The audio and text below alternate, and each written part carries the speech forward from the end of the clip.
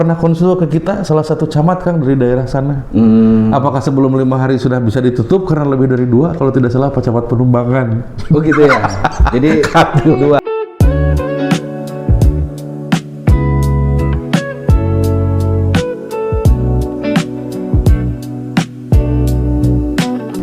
Assalamualaikum warahmatullahi wabarakatuh, sahabat desa semua dimanapun Anda berada. Alhamdulillah pada kesempatan hari ini saya bersama Saya Budi ya. Okay. Sebagai Kepala Bagian Pemerintahan dan Kerjasama di Sekretariat Daerah Kabupaten Ciamis. Hatur nuhun Kang. Siap, sama-sama. Sudah diundang ke channelnya. Hatur nuhun. Kang Hilmi ya. Siap.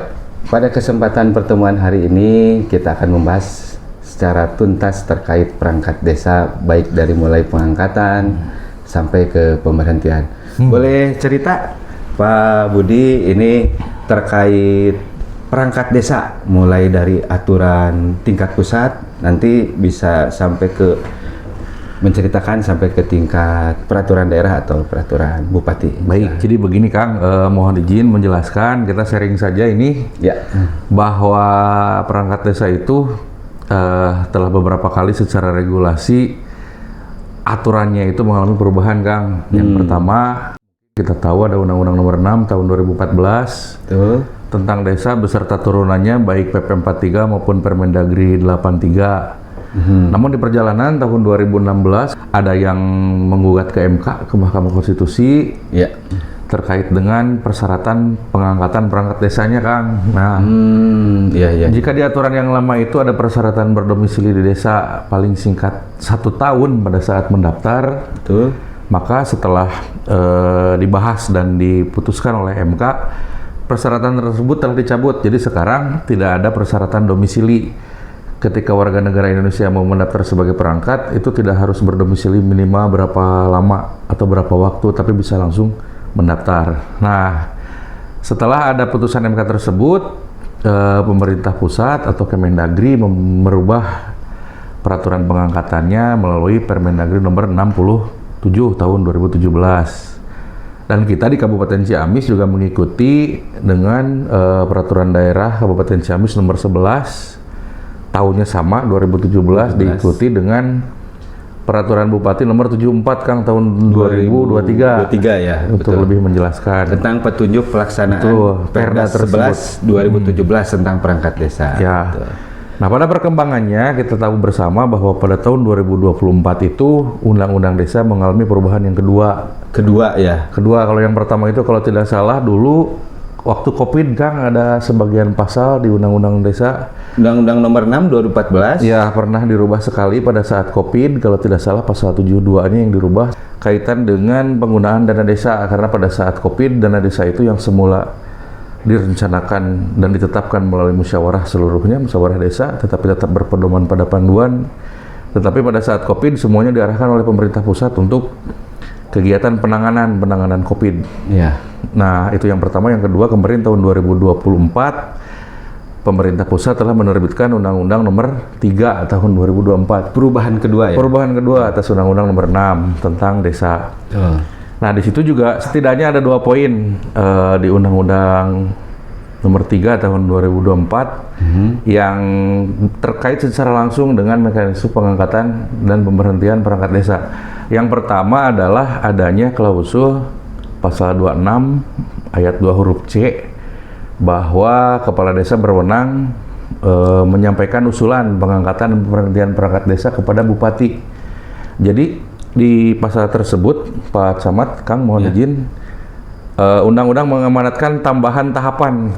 Jadi sebelum kepala desa menetapkan keputusan kepala desa tentang pengangkatan perangkat desa, itu harus begitu juga pemberhentiannya, itu harus menyampaikan usulan dulu kepada bupati. Nah, pasal tersebut dikuatkan oleh Surat Edaran Mendagri tahun 2024 juga beberapa waktu setelah Undang-Undang Nomor 3 tersebut terbit. Jadi penegasan bentuknya adalah persetujuan bupati. Nah, kita kembali ke regulasi supaya lebih utuh. Persetujuan bupati. Itu beberapa highlight secara garis besar tentang perubahan regulasi, perkembangan perubahan regulasi. Dan terakhir kita juga beberapa hari yang lalu menerima informasi dari pemerintah pusat telah diterbitkan Peraturan Pemerintah Nomor 16 Tahun 2026. Ini juga sama tentang peraturan pelaksanaan Undang-Undang Desa, Kang. Nah, di sini walaupun tidak terlalu signifikan, tapi setidaknya di sini juga ada kaitannya dengan mekanisme pengangkatan dan pemberhentian perangkat. Jadi diatur lagi. Itu secara timeline mungkin berbagai aturan telah sejak 2014 telah terjadi beberapa kali perubahan, perkembangan. Nanti kita tinggal bahas secara detail bagaimana tahapan dan bagaimana persyaratannya. Oke. Apalagi Kang, silahkan. Dari aturan Perda 11 2017 yang ditindaklanjuti dengan petunjuk pelaksanaan Peraturan Bupati Ciamis 74 2023 ya. Ya, betul. Nah, ini kan untuk lokal Kabupaten Ciamis. Karena produk daerah untuk warga di daerahnya gitu ya. Nah, dikaitkan dengan perubahan undang-undang tadi, kemudian ada PP baru tadi. Ini saya minta penjelasan dari mulai seperti apa konkretnya melalui tahapan pengangkatan. Baik Kang, jadi tahapan pengangkatan perangkat desa itu dimulai ketika ini saat ini ya, kondisi existing saat ini dengan aturan yang sudah dikompilasi. Karena ini sudah berkembang dari tahun 2014 sebagaimana kita jelaskan tadi di awal.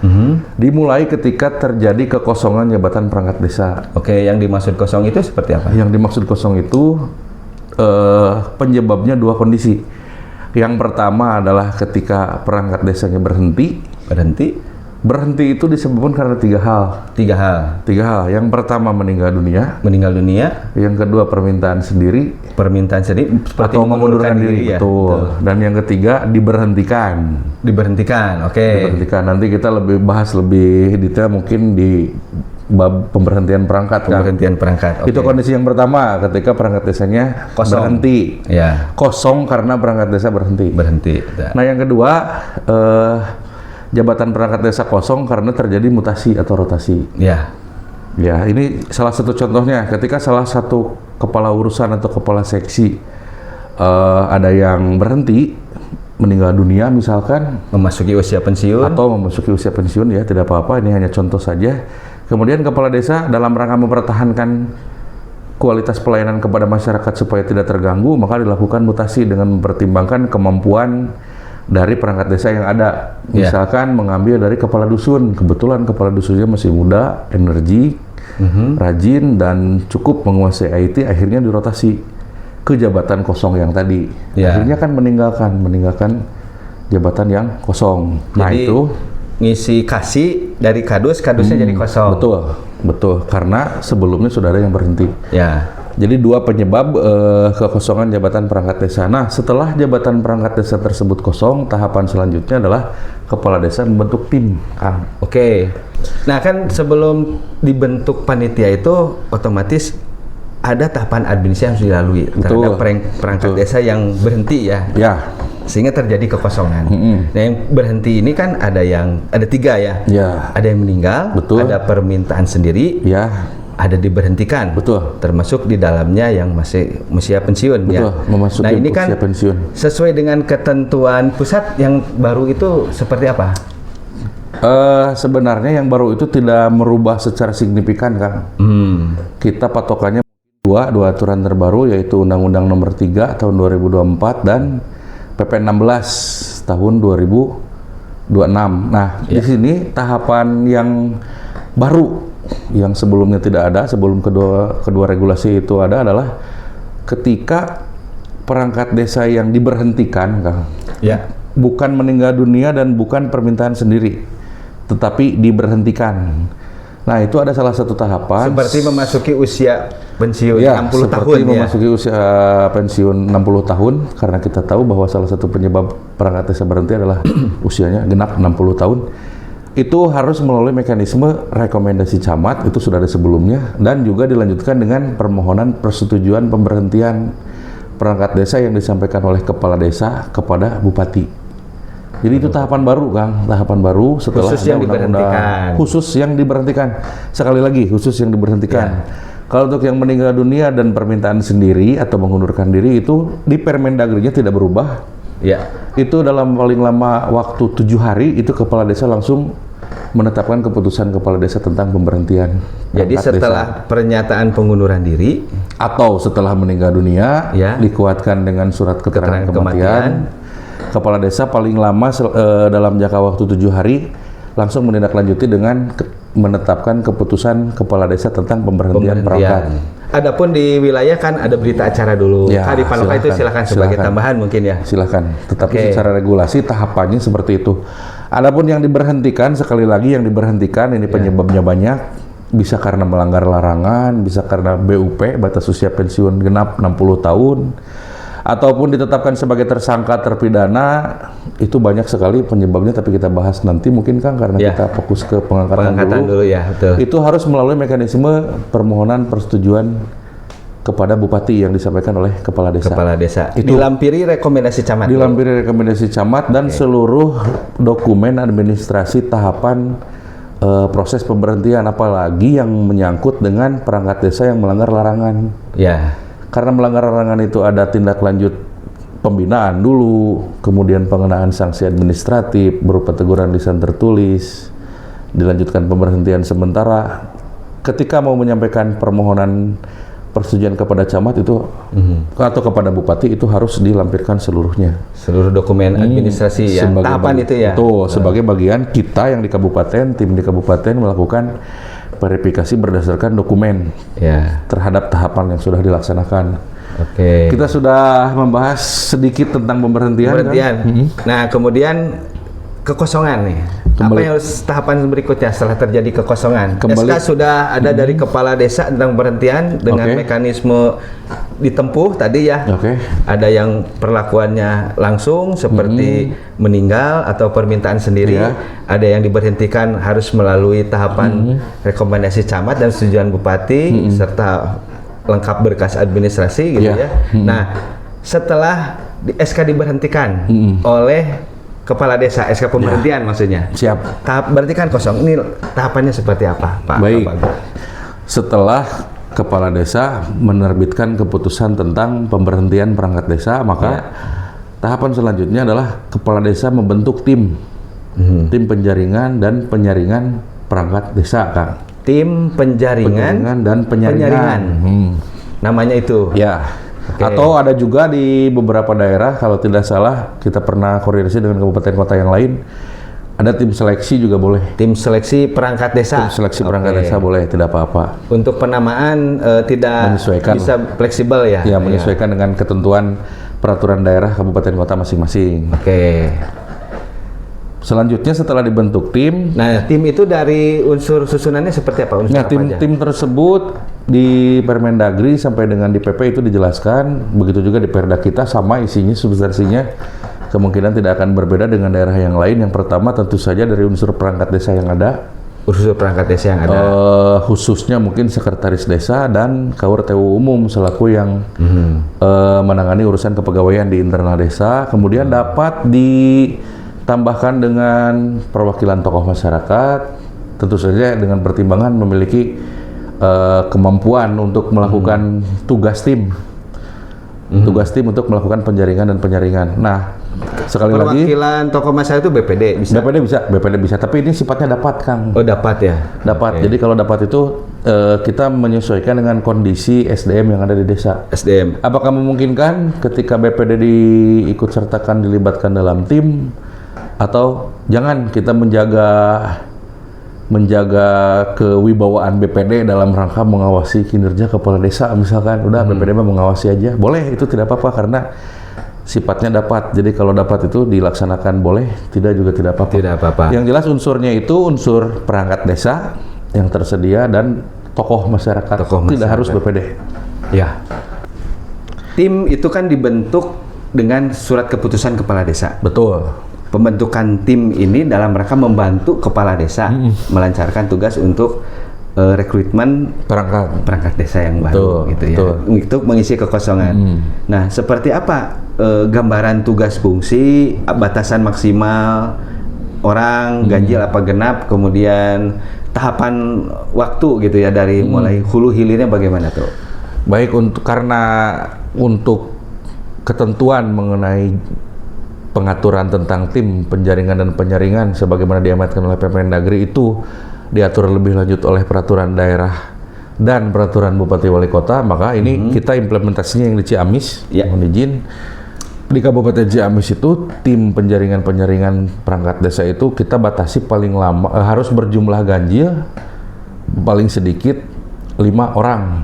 Ganjil 5 orang sedikit ya.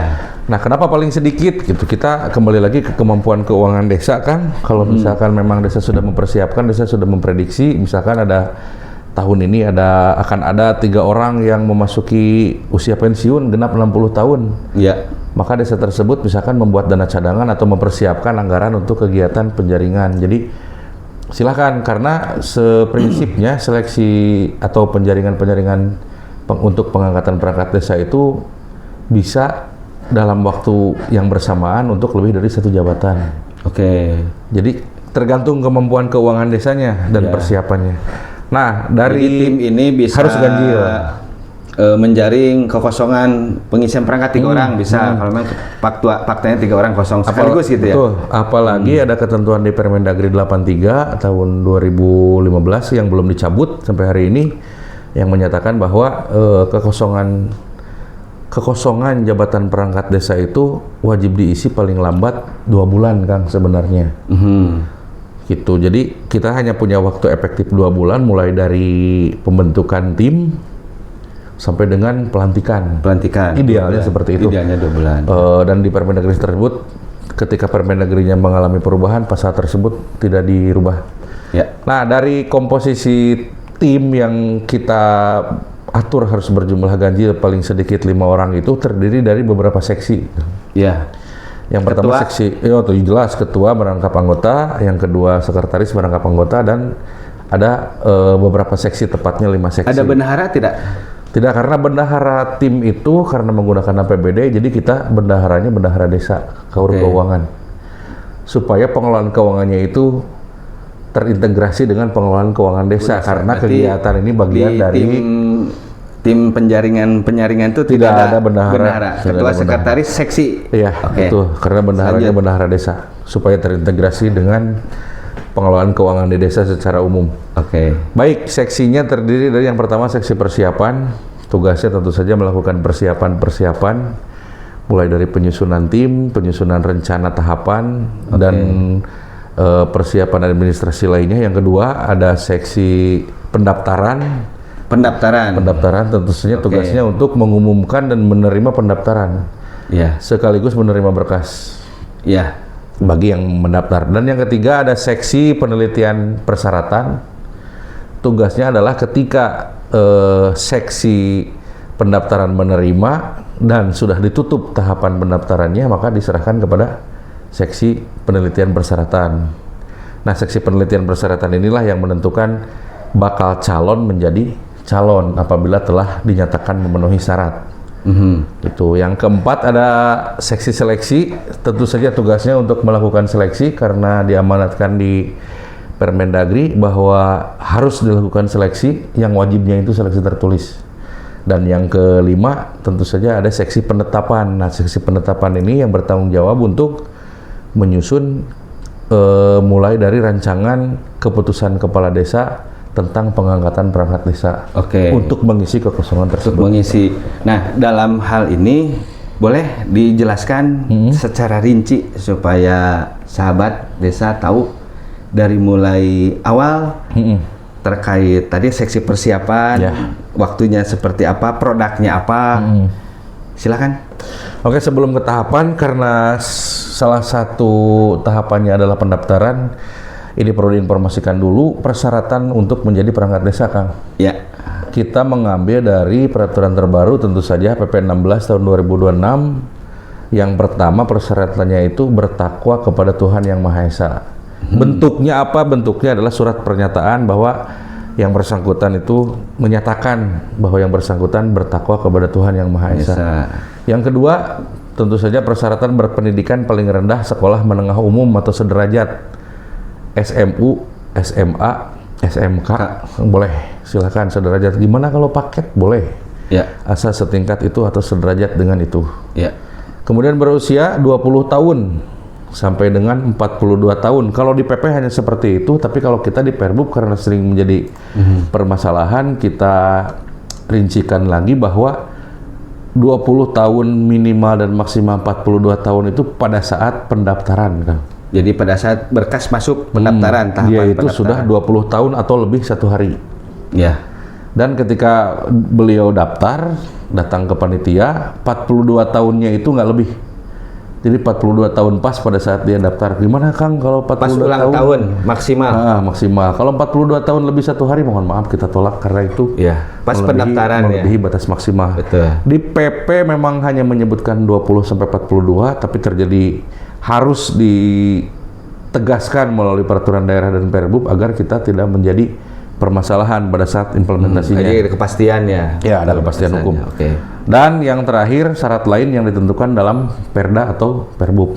Nah, syarat lainnya itu setiap kabupaten kota tentu berbeda-beda, Kang. Gitu. Nah, kalau kita di Kabupaten Ciamis, sebagian besar sama, seperti syarat lainnya adalah syarat umum, syarat administrasi umum seperti fotokopi KTP atau KTP elektronik. Memang mau tidak mau masih diamanahkan di Perda untuk fotokopi, walaupun sebenarnya kita sudah ada chip digital, tapi itu diatur lebih lanjut oleh pemerintah pusat. Dan nanti pada saat menyerahkan pendaftaran, pada saat pendaftaran menyerahkan berkas, itu diperlihatkan KTP aslinya. Seperti itu. Gimana kalau belum punya KTP tapi sudah 20 tahun atau lebih, Kang, gitu. Atau KTP-nya hilang misalkan, silahkan mengikuti ketentuan menggunakan dokumen apa yang berlaku yang diterbitkan oleh pihak terkait yang berwenang. Misalkan kita ke Capil, KTP kita hilang nih, apa nih yang produk dari Capil, silahkan bisa itu.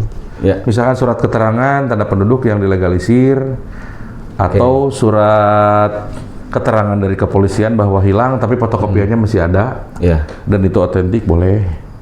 Jadi kalau misalnya tadi KTP, pengganti KTP keterangan domisili itu sah tidak? Kalau keterangan domisili itu sudah tidak ada, Kang, mohon maaf. Jadi tidak di luar persyaratan itu ya? Ada juga keterangan tanda penduduk, surat keterangan tanda penduduk. Kalau tidak salah produknya seperti itu yang dikeluarkan oleh Dinas Capil, tapi mohon koreksi kalau salah. Ya. Intinya adalah produk yang berlaku yang dikeluarkan oleh pihak yang berwenang. Yang kedua adalah surat pernyataan memegang teguh dan mengamalkan Pancasila, Undang-Undang Dasar, itu bermaterai cukup. Fotokopi ijazah pendidikan formal dari tingkat dasar sampai dengan terakhir, misalkan yang bersangkutan S2 sampai S2, atau yang bersangkutan sampai S1, silahkan sampai S1, fotokopi ijazah pendidikannya, dan diperlihatkan pada saat pendaftaran yang aslinya, supaya meyakinkan kepada tim, baik tim pendaftaran maupun tim penelitian persyaratan, gitu. Terus apabila ijazah atau surat tanda tamat belajar, karena saya mah generasi milenial, jadi dulu bukan ijazah, Kang, SMP, SMA teh, tapi STTB, saya mah dulu surat tanda tamat belajar. Apabila hilang, gimana ijazah atau STTB-nya? Itu silakan bisa digantikan dengan surat keterangan pengganti ijazah atau surat keterangan pengganti STTB dari instansi yang berwenang, sama seperti tadi ketika KTP hilang dari Desduk Capil. Nah, kalau ini silakan dari instansi yang berwenang, apakah dari sekolah yang bersangkutan atau dari Dinas Pendidikan ataupun dari kantor cabang Dinas Pendidikan di kabupaten kota masing-masing. Ya. Lanjut, gimana kalau sudah 20 tahun tapi kita mengikuti paket dan belum terbit ijazahnya? Silahkan, itu bisa digunakan, bisa menggunakan surat keterangan telah mengikuti atau telah tamat belajar, tetapi ijazah atau surat tanda tamat belajar paketnya dalam proses, masih dalam proses. Bisa seperti itu. Bisa, dan nanti gitu ya? Apabila sudah terbit yang asli, silahkan dibawa dan ditunjukkan kepada tim pendaftaran dan tim penelitian berkas. Kemudian ada fotokopi akte kelahiran atau surat keterangan kenal lahir yang dilegalisir oleh instansi berwenang, tentu saja. Gimana kalau hilang? Kalau hilang maka harus menunjukkan surat keterangan kehilangan dari kepolisian, surat keterangan dari instansi yang berwenang, atau resi pembuatan akte. Seperti itu, Kang. Dan ada surat keterangan berbadan sehat dari puskesmas atau aparat kesehatan yang berwenang, dan sangat kita sarankan menggunakan fasilitas kesehatan pemerintah, dan surat keterangannya itu ditandatangani oleh PNS agar pertanggungjawabannya lebih besar dan kita dalam rangka mengklarifikasinya juga lebih mudah untuk berkoordinasi. pada saat penelitian berkas apakah ini asli itu atau bukan, karena kalau yang mohon maaf bukan membeda-bedakan, kalau yang fasilitas pemerintah koordinasinya mungkin lebih mudah. Kemudian dan yang tentu saja yang harus ada adalah surat permohonan menjadi perangkat desa. Sebenarnya di lampiran peraturan bupati ini sudah ada format-formatnya. Oh, sudah dituangkan. Sudah dituangkan di belakang. Ya, lebih mudah lah. Gitu itu untuk persyaratan umum dan persyaratan khusus. Nanti kita jawab pertanyaan Akang tadi. Persyaratan khusus itu sebagaimana diamanatkan di Permendagri bahwa harus ada persyaratan umum dan ada persyaratan khusus yang ditetapkan dengan peraturan daerah. Nah, ini untuk persyaratan khususnya bagi masyarakat yang melamar atau mendaftar untuk posisi kepala dusun atau kepala kewilayahan. Ya. Desa itu maka harus membuat surat pernyataan bersedia bertempat tinggal di dusun setempat selama menjadi pelaksana kewilayahan atau kepala dusun bermaterai cukup. Ini mungkin saya tidak tahu di kabupaten kota yang lain, tapi di Ciamis ini kita di perdanya seperti itu. Kenapa harus ada filosofisnya, Kang? Kenapa harus ada persyaratan khusus seperti itu? Itu tadi kita harus menjaga dan memastikan bahwa pelayanan kepada masyarakat tidak terhambat oleh domisili perangkat desa yang berada di luar dusun. Jadi ketika dusun A itu kepala dusunnya atau pelaksana kewilayahannya dari dusun itu. Karena kalau dari luar dusun, mohon maaf, walaupun misalkan jaraknya dekat, punya kendaraan, tapi tetap akan menjadi hambatan pada saat kita melakukan pelayanan. Iya, kadang di dusun itu pelayanan 24 jam. Betul, gitu ya. Di desa mah saya sangat salut karena memang walaupun sudah diatur jam kerja, tapi tetap masyarakat mah 24 jam. 7 hari seminggu pelayanan. Saya sangat salut. Mudah-mudahan kepala desa, perangkat desa secara rehat sadayana punten. Sehat. Amin. Amin.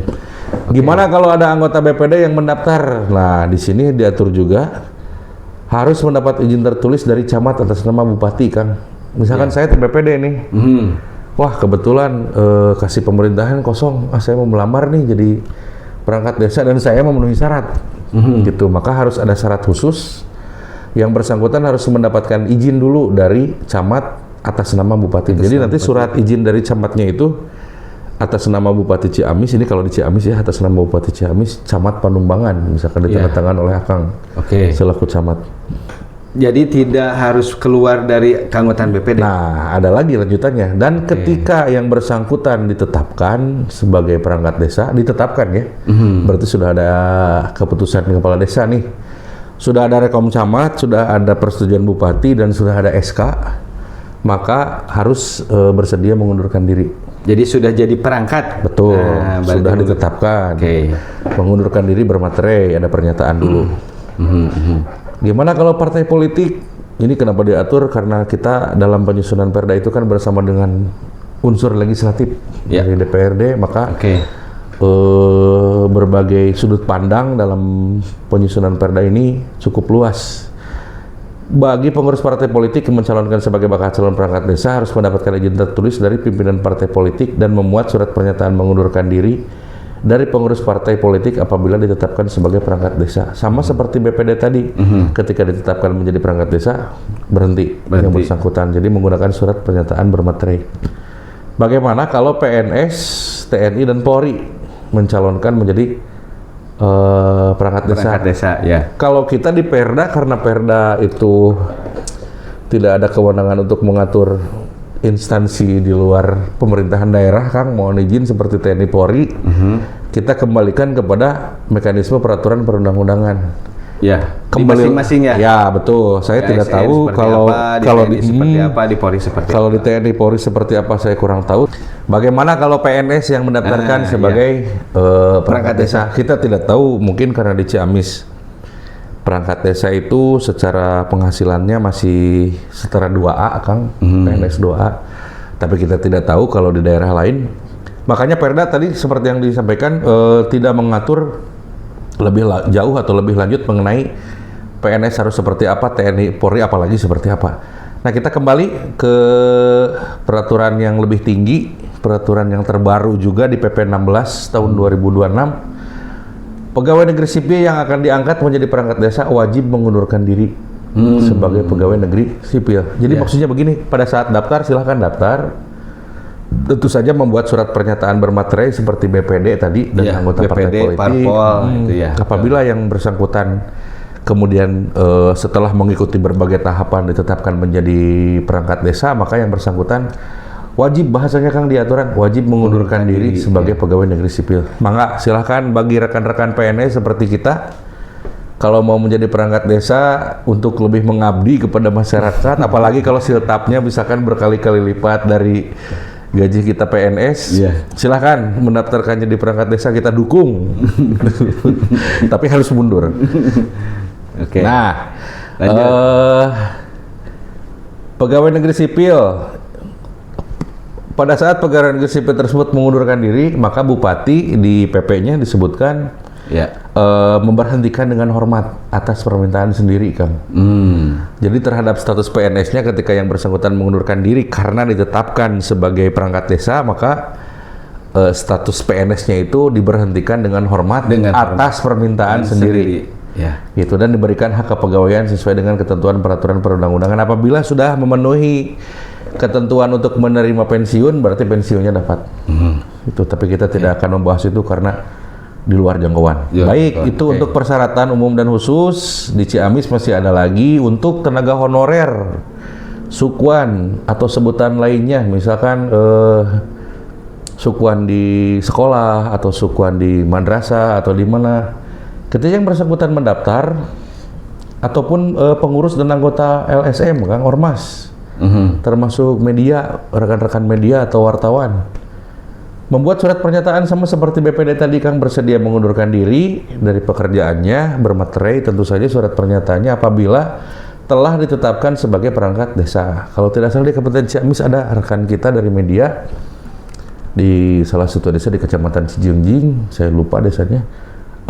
Beliau itu rekan kita media cukup dekat waktu kita di dinas dulu, dan mencoba mendaftar, Kang, alhamdulillah sekarang menjadi perangkat. Jadi perangkat desa, alhamdulillah. Terus selanjutnya berhenti, dari medianya berhenti. Dan ada beberapa rekan-rekan yang bercerita ke kita kalau sebelum jadi perangkat itu rekan-rekan itu sebelumnya menjadi sukuan atau guru honorer di sekolah mana di Kecamatan Panjalu kalau tidak salah, seperti itu. Dan harus ada SKCK, jangan lupa. SKCK dari kepolisian. Gini, belum dijawab yang tadi, Kang. Oh, yang mana? Yang warga desa. Silakan. Nah, ini warga desa ini cukup panjang, mohon izin menjelaskannya sebelum dijelaskan ke tahapan mekanisme pengangkatan. Seperti yang dijelaskan di awal bahwa pada saat Undang-Undang Nomor 6 Tahun 2014 dan Permendagri 83 Tahun 2015 terbit, itu ada persyaratan berdomisili paling singkat atau minimal 1 tahun di desa untuk daftar. Kemudian tahun 2016 kalau tidak salah ada gugatan ke MK, sama MK digabulkan sebagian gugatannya, dan ketentuan berdomisili paling singkat atau minimal 1 tahun di Undang-Undang Nomor 6 Tahun 2014 tentang desa itu dicabut atau dihapus, Kang. Karena katanya tidak sesuai atau bertentangan dengan Undang-Undang Dasar. Berakibat pada siapapun yang mendaftar tidak lagi harus memenuhi ketentuan waktu domisili di desa itu. Tetapi lebih terbuka berarti. Tetapi di ketentuan yang lain pada Permendagri 66 atau 67 tahun 2017 bahwa perangkat desa itu diangkat oleh kepala desa dari warga desa, Kang. Gitu ya. Ini yang harus digarisbawahi adalah perangkat desa diangkat dari warga desa yang telah memenuhi persyaratan umum dan khusus. Itu. Jadi yang harus digarisbawahinya adalah warga desa. Nah, kita sempat beberapa kali berkonsultasi kepada teman-teman di provinsi dan juga di Dirjen Bina Pemerintahan Desa Kemendagri. Sampai akhirnya 2024 pada saat Undang-Undang Nomor 3 terbit, itu ada surat penegasan dari Mendagri terkait dengan prasa warga desa, Kang. Prasa warga desa. Jadi intinya seperti ini, bahwa perangkat desa itu memang diangkat oleh kepala desa dari warga desa, tetapi tidak ada embel-embel harus berdomisili minimal 1 hari, 2 hari, 3 hari. Intinya adalah warga luar desa pun punya kesempatan yang sama ketika mau mendaftar sebagai perangkat desa, tetapi tentu saja harus menjadi warga desa pada saat diangkat. Ya, yang surat pernyataan seperti dusun itu ya? Seperti dusun itu. Memang kami juga, kenapa kami bolak-balik berkonsultasi ke Kemendagri, di satu sisi domisili dihapus, tetapi perasa warga desanya tetap dipertahankan di Permendagri. Makanya kami bolak-balik konsultasi. Intinya adalah kepala desa itu mengangkat perangkat harus dari warga desa. Tetapi tidak menutup kemungkinan bagi warga luar desa yang mau mendaftar, silahkan. Asal menjadi warga desa dulu. Setelah diangkat? Ketika mendaftar dan ketika mau diangkat, Kang. Oh. Di surat Mendagrinya seperti itu. Nanti kita bantu kirimkan ke Akang. Nanti tolong ditayangkan di layar YouTube-nya. Boleh. Ditayangkan cukup lama, dihitung saja berapa detik untuk, atau mungkin disimpan di deskripsi, Kang. Ya, nanti ditautkan di itu. Silahkan, itu bukan kebijakan, betul, itu bukan kebijakan Perda, bukan kebijakan Bupati, bukan kebijakan provinsi, tapi itu surat penegasan atau penjelasan dari Kementerian Dalam Negeri ditandatangani oleh Pak Menteri. Bahwa prinsipnya kepala desa mengangkat perangkat desanya itu dari warga desa. Warga desa, oke. Tetapi tanpa sekali lagi persyaratan domisili. Jadi saya orang desa B mau jadi perangkat di desa A, pindah dulu, daftar boleh, seperti itu. Idealnya seperti itu. Ya, itu tanpa harus domisili berapa hari.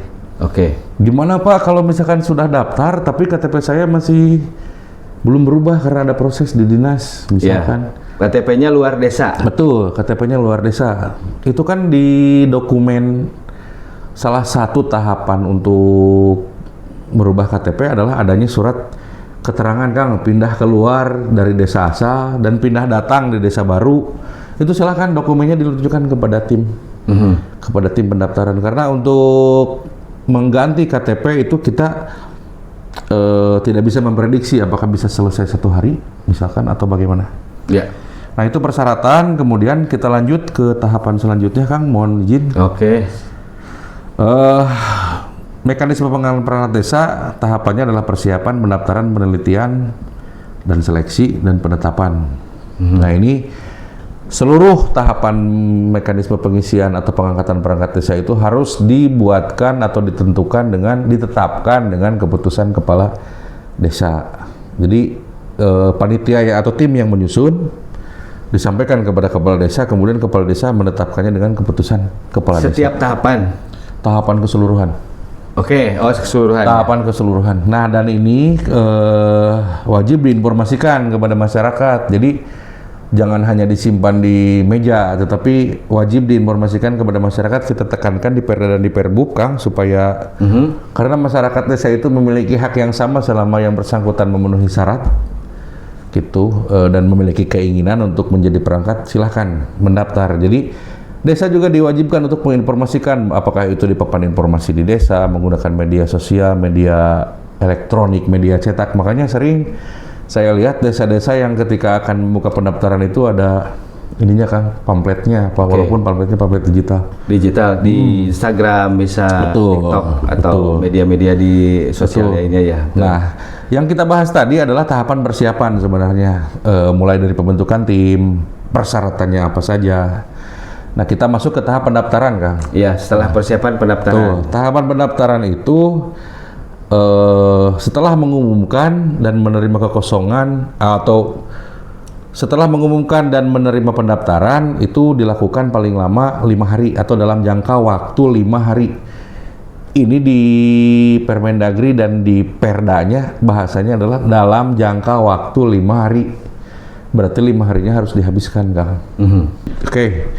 Nah, tentu saja penerimaan pendaftarannya kita tentukan jamnya. Tidak mungkin 24 jam, Kang. Oke. Untuk di Kabupaten Ciamis sendiri, karena ini tidak diatur di Permendagri, kita batasi mulai dari pukul 8 sampai pukul 15. Jam kerja ya? Jam kerja, harinya hari kerja. Harus hari kerja. Harus hari kerja. Harus hari kerja. Karena di Permendagri, di peraturan daerah, pada ketentuan umum pasal 1 hari adalah hari kerja. Jadi Sabtu Minggu mohon maaf, jangan digunakan. Kalau misalkan 5 hari tapi terhalang Sabtu Minggu, berarti Sabtu Minggunya jangan dihitung. Ada pertanyaan. Ya. 1 hari dibuka 2 calon, bisa ditutup? Tidak. Harus menunggu sampai 5. Karena di sini bahasa hukumnya adalah dalam jangka waktu 5 hari. Tunggu sampai 5 hari, hari kelima jam 15.00 tutup, baru ditutup. Ya. Ada pernah camat yang pernah konsul, saya jelaskan seperti itu dari sebelah barat. Utara ya? Barat, mohon. Oke. Inisial. Pendaftaran bakal calon tidak dapat diwakilkan, ini yang harus menjadi perhatian nih. Gitu. Jadi Misalkan pada saat datang ke panitia, betul, membawa berkas tidak boleh diwakilkan. tidak boleh diwakilkan. Iya. Karena kita menghindari seperti ini filosofisnya. Yang mengantarkannya itu orang lain, misalkan orang tua atau kakaknya. Bilang ke panitia bahwa adik saya nih mau mendaftar jadi perangkat desa, gitu, membawa. Ternyata yang bersangkutan sebenarnya tidak mau, tidak bersedia. Untuk Makanya, mengantisipasi hal untuk mengantisipasi hal tersebut, pokoknya pendaftaran bakal calon tersebut tidak boleh diwakilkan dan menyampaikan surat permohonan serta persyaratan kelengkapan lainnya secara langsung ke tim. Tempat dan waktunya sudah ditentukan, silahkan sesuai dengan pengumuman. Ya. Oke. Lanjut, tim seleksi wajib memberikan tanda terima ketika sudah menerima Berkas pendaftaran. berkas Jadi tim pendaftaran ya, seksi pendaftaran. Maksud saya seksi pendaftaran, mohon maaf. Terima kasih Kang, dikoreksi. Ketika ada yang datang membawa berkas mendaftar, maka seksi pendaftaran membuatkan tanda terima. Sebagai bentuk pertanggungjawaban administrasinya seperti apa, dibuatkan 2 rangkap. Ya. Gitu. Nah, pasti harus dilampirkan juga nomor HP ya untuk harus karena ini komunikasi, walaupun itu tidak tertulis di regulasi, tetapi untuk komunikasi misalkan pemberitahuan ini sudah ditutup tahapan pendaftaran dan sekarang ada penelitian berkas. Nah, nanti kan kita bahas nih di tahapan penelitian ada perpanjangan untuk perbaikan. Itu harus ada nomor kontak ya, untuk di kontak komunikasi lah ya. Betul. Lanjut. Apabila dalam jangka waktu 5 hari tadi telah mendaftar 2 bakal calon atau lebih, 2 orang bakal calon atau lebih, maka tim seleksi menutup pendaftaran dan tidak membuka kembali pendaftaran atau perpanjangan. Karena minimalnya itu 2 orang. 2 orang. Minimal 2, maksimalnya tidak terbatas. Bagaimana kalau selama dalam jangka waktu 5 hari tersebut, ternyata yang mendaftar itu belum memenuhi 2 orang? Nah, di sini baru 1 orang. Baru 1 orang atau misalnya, 0 atau belum ada yang mendaftar. Belum ada yang mendaftar. Misalkan Pak Camatnya galak atau Fakunya galak misalkan. Jadi belum ada yang daftar. Ini hanya misalkan gitu ya. Maka memperpanjang waktu selama 3 hari, Kang. Iya. Perpanjangan waktu 3 hari. Perpanjangan waktu, mohon pendaftaran selama 3 hari. Ini 3 harinya hari kerja dan harus dipakai ke 3 harinya. Jadi mohon ketika baru 1 hari sudah 2 langsung tutup, nggak boleh. Nggak boleh. Karena bahasanya selama, ya. Selama 3 hari. Misalkan Jumat, Senin, Selasa dipakai. Ya, Sabtu Minggu kan bukan hari kerja. Sabtu Minggu bukan hari kerja, jangan dipakai. Jadi 3 hari. Gimana kalau Jumat tapi sudah 2 orang, sudah 3 orang, kata Pak Camatnya tutup aja, nggak boleh. Ini aturan yang dipegang, Kang. Tunggu sampai 3 hari. Tunggu. Oke. Kalau di 5 hari ini yang daftarnya 2 orang atau lebih, oke, kita ke tahapan berikutnya. Tapi kalau kurang dari 2, maka kita adakan perpanjangan waktu selama 3 hari. 3 hari. Nah, kalau 3 hari ini ternyata ada 2 orang atau lebih, tutup, dilanjutkan ke tahapan selanjutnya. Kita melanjutkan ke pembahasan ketika perpanjangan waktu pendaftaran itu masih kurang dari 2, Kang. Kurang dari 2 berarti ya, misalkan ada 1 atau 0 gitu ya. Maka di sini berdasarkan laporan dan berita acara dari tim yang disampaikan kepada kepala desa, dari panitia atau tim. Betul, dari panitia atau tim, belum mendapatkan paling sedikit 2 orang bakal calon perangkat desa, maka kepala desa dapat menugaskan tim seleksi atau tim penjaringan untuk melaksanakan pengumuman kembali. Ini kita ulangi lagi supaya teman-teman lebih mengerti ya. Tahapan pendaftaran awal itu kita buka 5 hari kerja. Apabila kurang dari 2, ditambah 3 hari. Kurang juga dari 2, tutup dulu, laporan dulu kepada kepala desa. Di sini kepala desa dapat menugaskan kembali untuk membuka pendaftaran yang sama, kan?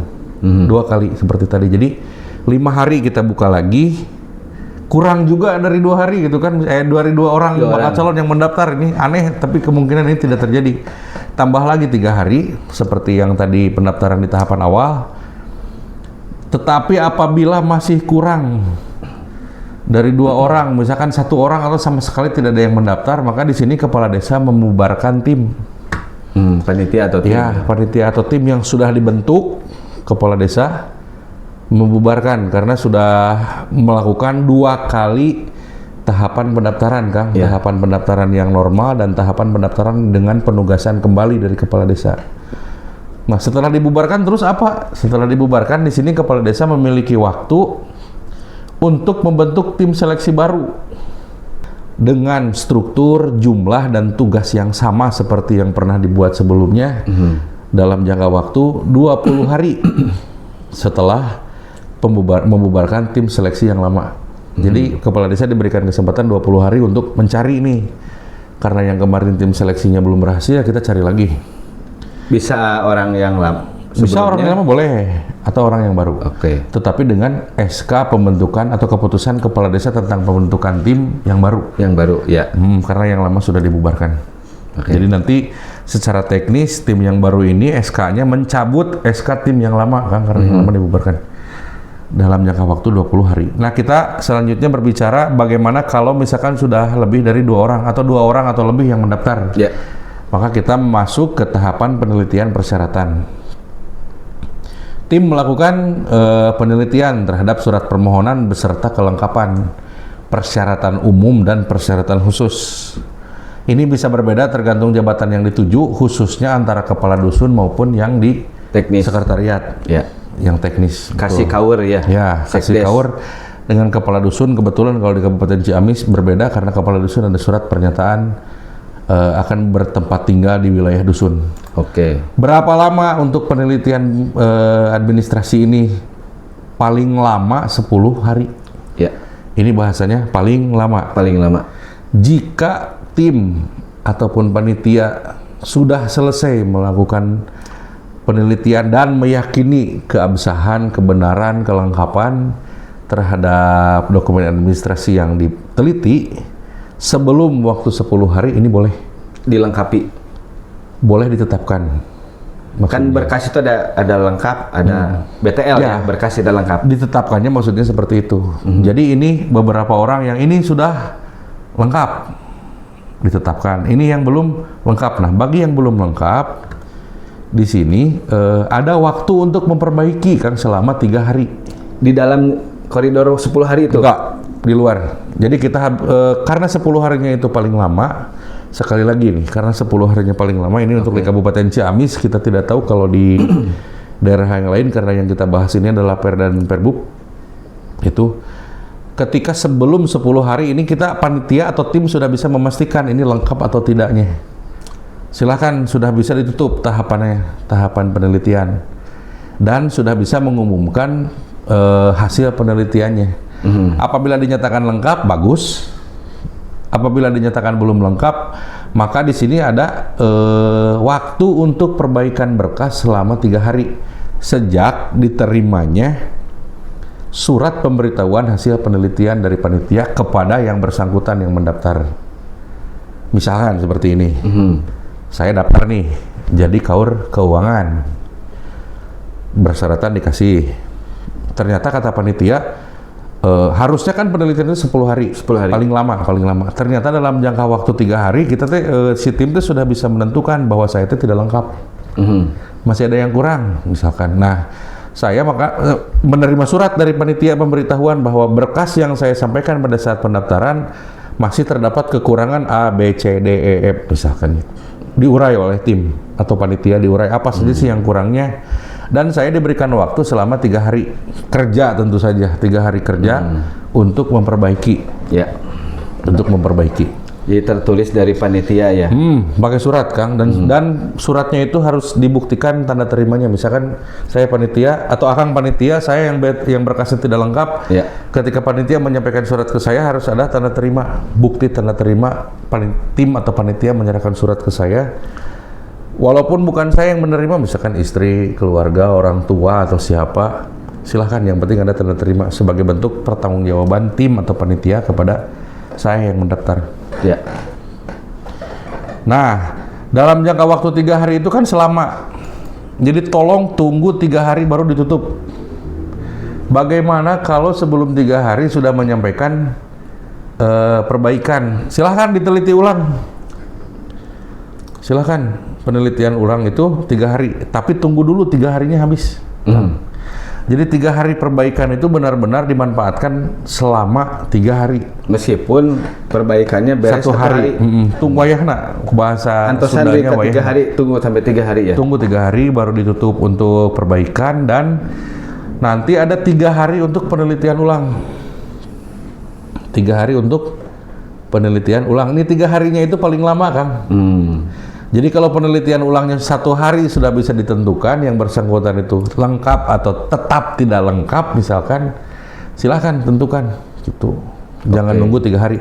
Kalau perbaikannya harus 3 hari dipakai, tapi kalau penelitian ulangnya itu atas perbaikan yang sudah disampaikan dari pendaftar kepada tim atau kepada panitia, itu paling lama 3 hari di penelitian ulang. Kalau sebelum 3 hari sudah selesai, nggak apa-apa, silakan. Itu boleh diumumkan. Masuk ke tahap selanjutnya ya, diumumkan. Oke. Nah, apabila bakal calon perangkat desa yang telah melakukan perbaikan dan setelah diteliti persyaratannya ternyata masih tidak lengkap, maka dinyatakan gugur. Kan dinyatakan gugur. Gugur secara persyaratan. Atau tidak menyampaikan perbaikan.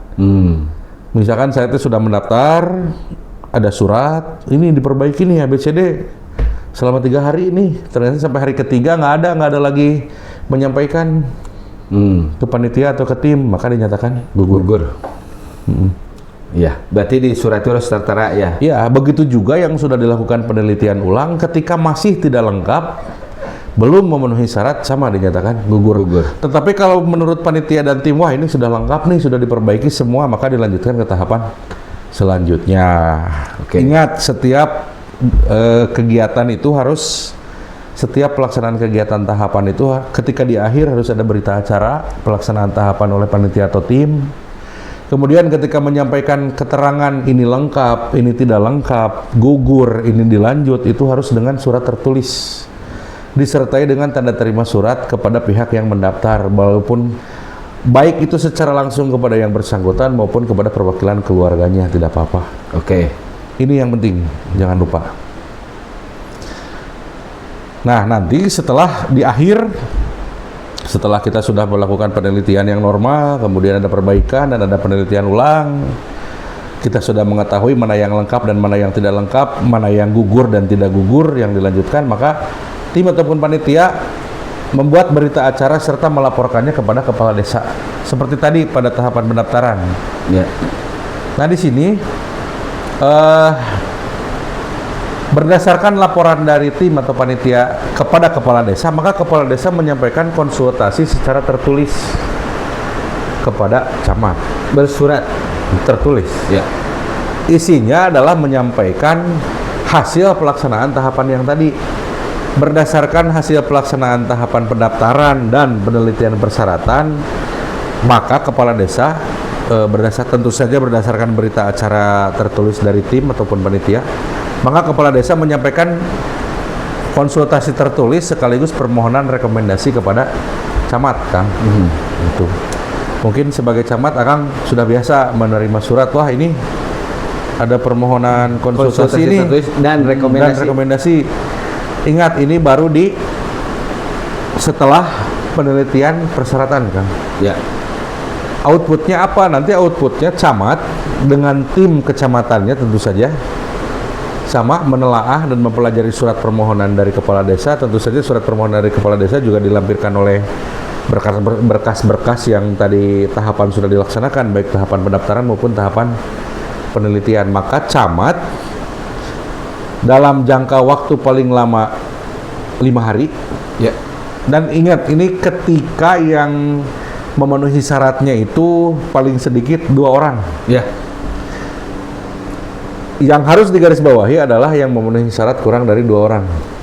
Misalkan ada 1 atau dua-duanya gugur. Itu akan kita bahas nanti. Sekarang kita bahas dulu ketika 2 orang atau lebih yang memenuhi persyaratannya. Oke.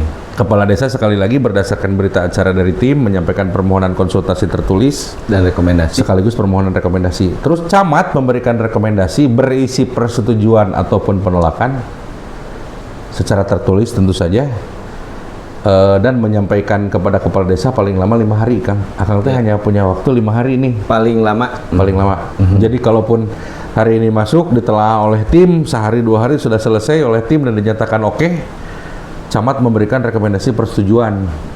Nah, dari dasar rekomendasi camat inilah kepala desa menetapkan bakal calon menjadi calon. Ya. Sampai sini mengerti ya? Ini kalau misalkan terlalu cepat, mohon nanti bisa diklik saja di situ speed YouTube-nya. Rekan-rekan, kalaupun kami menjelaskannya terlalu cepat, silahkan kecepatan pemutaran videonya diturunkan menjadi 0, berapa gitu. Mohon maaf, ini karena suasananya suasana diklat. Diklat. Ya. Pakai baju hitam putih, mantap kan? Mantap. Tadi kita berbicara ketika hasil penelitian persyaratan itu 2 orang atau lebih, maka dilanjutkan ke konsultasi sampai rekomendasi. Nah, kita sampai rekomendasi terbit sampai dengan dari bakal calon menjadi calon. Nah, bagaimana kalau hasil tahapan penelitian persyaratan itu kurang dari 2 orang? Misalkan 1 orang atau dua-duanya atau semuanya tidak memenuhi syarat, gitu ya, misalkan. Ya, kita tidak tahu kondisinya seperti apa, tapi regulasi itu harus memberikan solusi terhadap semua kemungkinan yang terjadi, gitu, Kang. Jadi kita mempersiapkan semua kemungkinan. Di sini maka tahapan tidak dilanjutkan kepada permohonan rekomendasi kepada camat, tetapi kepala desa langsung menerima laporan dari tim atau panitia bahwa mohon maaf nih, ternyata yang memenuhi persyaratan setelah penelitian dan penelitian ulang, perbaikan misalkan dan penelitian ulang ternyata kurang dari 2 orang, maka dilaporkan ke kepala desa dan kepala desa menutup dulu tahapannya, Kang, menghentikan tahapan dan kembali menugaskan tim untuk melakukan pengumuman. Jadi balik lagi ke awal, ke tahapan pendaftaran. Ya, pengumuman kembali ya, Tuh. 5 hari. Jadi dapat disimpulkan bahwa hampir tahapan pendaftaran dan penelitian itu sama endingnya. Ketika lebih dari 2 orang pada pendaftaran dilanjutkan ke tahapan selanjutnya. Begitu juga pada penelitian berkas, ketika lebih dari 2 orang dapat dilanjutkan ke tahapan selanjutnya. Tetapi kalau misalkan sudah diperpanjang di pendaftaran dan sudah di penelitian ulang ketika di tahapan penelitian masih kurang dari 2, misalkan hanya 1 orang ataupun tidak ada satupun yang memenuhi syarat, maka tahapan dihentikan dan kepala desa dapat menugaskan tim ataupun panitia untuk melakukan kembali pengumuman pendaftaran kekosongan atau pengangkatan perangkat desanya, Kang. Oke. Andai kata, setelah 2 calon atau lebih dinyatakan lengkap, kan tahap berikutnya ya hasil penelitian. Ya. Kemudian permintaan tertulis secara tertulis dari surat kepala desa kepada camat, Betul. konsultasi tertulis dan rekomendasi. Betul. Ternyata dari hasil penelitian camat, dari 2 ini salah satunya tidak memenuhi syarat. Oke, ini pertanyaan yang bagus sekali. Pada prinsipnya rekomendasi dari camat itu 2, Kang, berisi persetujuan dan penolakan. Ketika tim yang dibentuk oleh Pak Camat atau tim kecamatan ternyata menemukan bahwa misalkan ini dari 2 orang ini secara administrasi ternyata yang betul-betul memenuhi persyaratan itu hanya 1 orang. Ya. Maka berlaku ketentuan seperti yang tadi, camat menyetujui 1 orang yang memenuhi syarat dan menolak 1 orang lagi yang tidak memenuhi syarat. Dari surat camat inilah kepala desa menghentikan tahapan dan dapat menugaskan kembali tim ataupun panitia untuk melakukan pengumuman dan pendaftaran. Jadi dibalikan lagi. Jadi ini teh kepala desa teh menghentikan atau melanjutkan itu bisa langsung dari panitia ketika panitia melaporkan bahwa atau tim melaporkan bahwa yang memenuhi syarat itu hanya kurang dari 2, ataupun ketika sudah lebih dari 2 tapi camat dengan tim kecamatannya menyatakan bahwa ini yang memenuhi persyaratannya itu sebenarnya kurang dari 2. Ya. Bisa 1 ataupun dua-duanya tidak memenuhi syarat. Nah, dari 2 penyebab inilah kepala desa dapat menghentikan dulu tahapan pengangkatan perangkat desanya dan menugaskan tim ataupun panitia untuk kembali ke tahapan pengumuman pendaftaran, Kang. Pengumuman kembali berarti ya? Pengumuman kembali. Selama 5 hari. Balikan lagi 5 hari. Ya. Kurang tambah 2-3 hari lagi. Gitu. Masih kurang juga ditutup. Iya. Kalau sudah 2, silakan dilanjut ke tahapan penelitian seperti itu. Oke. Nah, sekarang kondisinya rekomendasi menyetujui. Oke. Ini di posisi camat memberikan rekomendasi persetujuan dan yang direkomendasinya itu lebih dari 2 orang atau 2 orang atau lebih. Gitu. Maka kepala desa menugaskan atau melalui tim seleksi melaksanakan tahapan seleksi paling lama 5 hari, Kang. Setelah penetapan bakal calon menjadi calon. Paling lama 5 hari. Ya, jadi timeline-nya seperti ini. Camat memberikan rekomendasi persetujuan, kepala desa menetapkan bakal calon menjadi calon. Ini dalam jangka waktu 1 hari, ini mah tidak jadi masalah. Dan setelah bakal calon ditetapkan menjadi calon, maka kepala desa menugaskan tim seleksi untuk melaksanakan seleksi selama 5 hari. Ya. Gitu. Nah, di seleksi ini ada perlakuan yang khusus yang perlu diperhatikan, Kang. Ketika bakal calon yang ditetapkan menjadi calon tadi 2 orang atau lebih, tentu saja diberikan surat pemberitahuan bahwa yang bersangkutan dinyatakan sebagai calon dan akan melaksanakan tahapan seleksi pada hari apa, di mana, jam berapa, misalkan menggunakan pakaian apa, seperti undangan, tesnya apa saja, misalkan karena yang bersangkutan wajib diberikan informasi materi atau tema yang akan diseleksikan seperti apa sebagai gambaran. Nah, ternyata misalkan ada 2 orang atau lebih, ada 2 orang atau 3 orang. Dan pada hari pelaksanaan seleksi ini yang hadir cuma 1 orang misalkan, kan? Iya. Yang lainnya tidak hadir, apakah dia berhalangan sementara, berhalangan tetap, sakit, atau auzubillahi mindzalik meninggal dunia, atau ada saudaranya yang meninggal sampai tidak bisa hadir ke pelaksanaan seleksi, maka seleksi tetap berlangsung dan tidak dianggap mengundurkan diri. Dan dianggap mengundurkan diri? Tidak dianggap mengundurkan diri. Jadi calon perangkat desa ada 2, yang hadir 1 tetap berjalan. Ada 3, tapi yang hadir 1 tetap berjalan. Gitu. Ya. Kalau lebih dari 2 mah nggak apa-apa, ada memang minimalnya 2. Nah, tahapan seleksi ini, tadi kan kita sudah 2 tahapan ya, tahapan pendaftaran dan penelitian, dilengkapi dengan rekomendasi camat dan penetapan bakal calon menjadi calon, maka selanjutnya adalah tahapan seleksi. Tim seleksi mengundang secara tertulis seperti yang tadi saya jelaskan. Waktu, tempat, kemudian pakaian, tata tertib, materi apa saja silahkan dijelaskan. Itu. Seperti yang seleksi.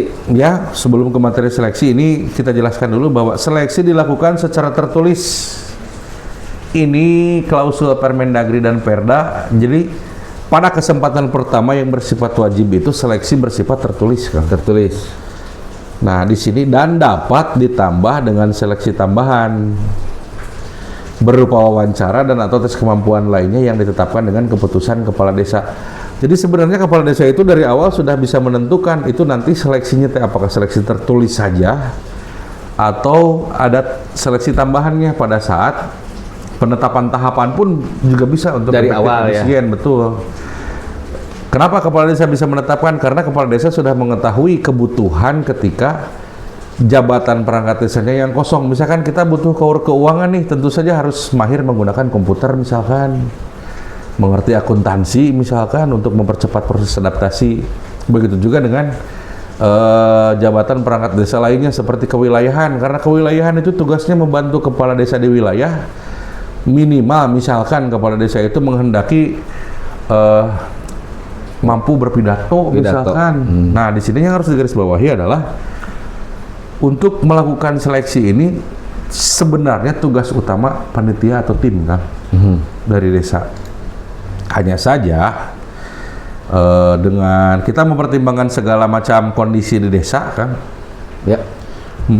Jadi soal seleksi tertulis itu jika tidak disediakan oleh tim atau panitia desa, maka dapat berasal dari kecamatan, OPD yang menyelenggarakan urusan pemberdayaan masyarakat dan desa, kalau di Kabupaten Ciamis namanya Dinas PMD, dan atau lembaga perguruan tinggi yang ada di Kabupaten Ciamis. Jadi sekali lagi yang ada di Kabupaten Ciamis. Sekali lagi yang di Kabupaten Ciamis, dari Tasik jangan, walaupun dekat ke Panumbangan, karena ini perdanya hanya membatasi di sini. Sekali lagi di sini ditegaskan bahwa pada kesempatan pertama yang memiliki tugas utama atau berkewajiban melakukan seleksi itu sebenarnya tim atau panitia yang dibentuk oleh kepala desa. Tetapi kita karena regulasi itu bersifat solutif, kita juga mengakomodasi apabila tim ataupun panitia yang dibentuk oleh kepala desa tersebut ternyata tidak mampu, Kang, tidak mampu untuk membuat soal misalkan dan menyelenggarakan penilaian, misalkan penilaian tes kemampuan seperti itu, dan dapat soal tersebut dapat dimohon atau dapat berasal dari kecamatan, dari akang misalkan, dari camat, dari OPD dalam hal ini DPMD, ataupun dari lembaga perguruan tinggi yang ada di Kabupaten Ciamis. Dengan surat permohonan. Surat permohonan resmi tentu saja, dan sebaiknya diketahui oleh camat untuk memudahkan koordinasi. Perlu digarisbawahi bahwa soal seleksi tertulis ini baik disediakan oleh tim maupun disediakan oleh pihak lain, ini bersifat rahasia dan tertutup. Apa yang dimaksud soal harus bersifat rahasia dan tertutup? Soal tertulis ini yang dimaksud mungkin maupun ketika tes kemampuan lainnya bersifat tertulis juga, Kang. Ya. Harus bersifat rahasia dan tertutup ini implementasinya adalah kita memastikan dan memberikan jaminan kepada calon perangkat desa yang akan melakukan seleksi bahwa soal yang telah disediakan baik oleh tim atau panitia seleksi di desa, kecamatan, DPMD maupun perguruan tinggi yang ada di Kabupaten Ciamis itu benar-benar masih tertutup, disegel, dan dipertanggungjawabkan oleh pembuatnya dengan memegang atau menyimpan kunci jawaban tanpa menyebarluaskannya kepada panitia yang lain yang tidak terikat secara langsung. Bahkan kalau boleh kepala desa pun nggak usah tahu, Kang. Pengalaman kita ketika masih di dinas dulu, kita pastikan keberadaan soal yang kita sediakan itu baru dibuka, masih disegel dan baru dibuka di hadapan peserta ketika akan melakukan seleksi. Gitu. Jadi soal kita bawa dari kabupaten, misalkan kita melakukan seleksi di Kecamatan Panumbangan, sampai di lokasi baru kita perlihatkan ini soal masih disegel nih. Segelnya tentu saja silahkan menyesuaikan, di sini tidak diatur harus berbentuk apa segelnya, tidak harus di dalam koper yang menggunakan kunci, tidak harus, kan, kita seefektif mungkin, tidak perlu digembok. Yang penting kita bisa memberikan jaminan kepada seluruh calon perangkat desa yang akan melakukan seleksi bahwa ini bersifat tertutup, masih ditutup, masih disegel. Dibukanya pun di hadapan mereka. Ya. Dibuka di hadapan sambil mereka. diperagakan ya. Ya. Jumlah soal disesuaikan dengan jumlah peserta. Maksud saya bukan jumlah nomor soalnya, jumlah eksemplar soalnya. Dan ada cadangan, jangan lupa, takutnya rusak. Ya. Terus bagaimana dengan kunci jawaban? Karena ini bersifat tertutup, kunci jawabannya pun disimpan. Jangan dibuka sebelum pelaksanaan waktu seleksi habis, Kang. Dibukanya itu nanti ketika seluruh peserta sudah habis waktu melaksanakan seleksinya, baru dibuka. Misalkan begini, 2 jam diberikan waktu, baru 1 jam sudah selesai semua. Nah itu silahkan, apakah mau ditunggu 2 jam selesai dulu baru kita buka untuk menjaga sesuai dengan tahapan yang ditentukan, atau dengan kesepakatan bersama di hadapan semuanya kita buka kunci jawabannya. Ya. Harus dipastikan bahwa selama calon perangkat desa melaksanakan seleksi, kunci jawaban masih disegel, masih tertutup.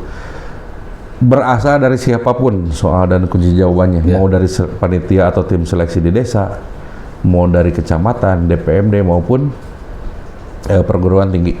Ada pertanyaan? Oke. Soal tertulis. Nah ini sekarang di era digital. Oke. Seperti CAT. Ya. Ini bagaimana? Sebenarnya secara aturan, karena kita Perdanya itu 2017, kemudian Perbnya juga 2023, belum, Kang, belum mengatur ke arah situ.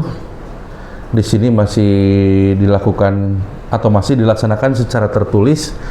Tetapi kalaupun misalkan mau menggunakan teknologi seperti CAT, tentu saja tidak dilarang karena tidak ada larangannya di aturan ini. Misalkan dilarang secara digital kan tidak ada larangan. Tetapi tentu saja momennya sangat tepat karena kita ada undang-undang yang baru, ada PP yang baru, dan tahun ini insya Allah Kang, peraturan daerah tentang perangkat desa dan juga tentang Pilkades dalam proses perubahan penyesuaian dengan aturan yang baru.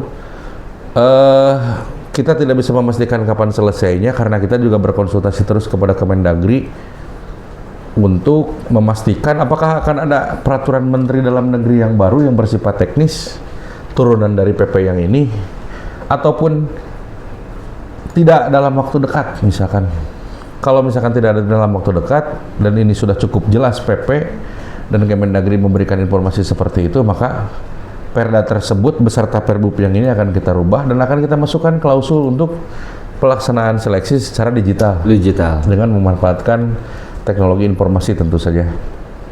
Nah, di sini kita lanjutkan untuk ketentuan soal seleksi tertulis. Ini berjumlah 70 soal berarti. 70 soal ini wajib dengan materi Pancasila Undang-Undang 15, Sosial Budaya Agama 15, Pemerintahan 30, Pengetahuan Umum 10.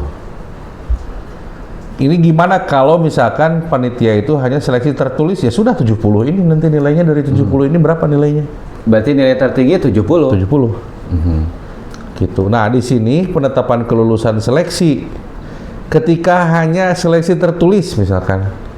Siapa yang mendapatkan nilai tertinggi dari 70 soal tersebut, dia yang dinyatakan sebagai calon perangkat desa dengan nilai tertinggi. Ya. Tetapi apabila akan ada seleksi tambahan,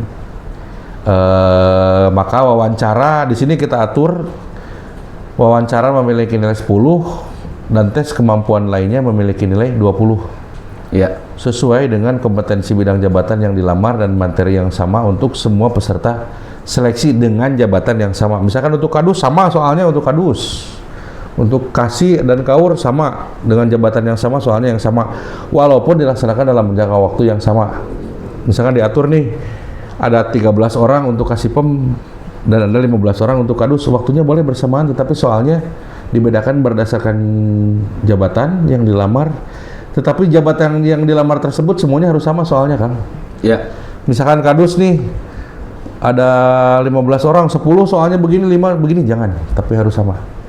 Yang harus berbeda itu ketika jabatannya berbeda, yang dilaksanakan dalam jangka waktu yang sama. Sekali lagi kalau terlalu cepat nanti silahkan kalau misalnya dikurangi pada satu ada 1 kosong kasih, 1 kosong kadus, soalnya sama.